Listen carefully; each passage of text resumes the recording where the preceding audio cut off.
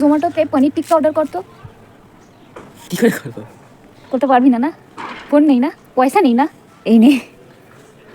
Wow, wait wait wait, বাপরে বাপ। তাহলে সুমন তো ওর ফেভারিট পনির টিক্কা পেয়ে গেল, খাচ্ছে এখন। আপনারাও চলুন দেখে নিন কীভাবে বানাতে হয়, তাহলে আপনারাও বানিয়ে খেতে পারবেন। তো কিছুই না, প্রথমে দইয়ের মধ্যে এই যে মশলাগুলো আমি মেনশন করে দিয়েছি ওগুলো দিয়ে দিতে হবে, আর এই ক্যাপসিকাম, টমেটো আর পেঁয়াজ এইভাবে কেটে নিতে হবে।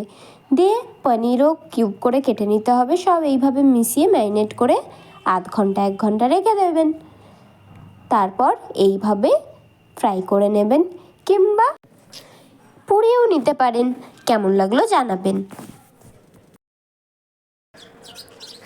ফেলে দিলি তো টমেটোটা।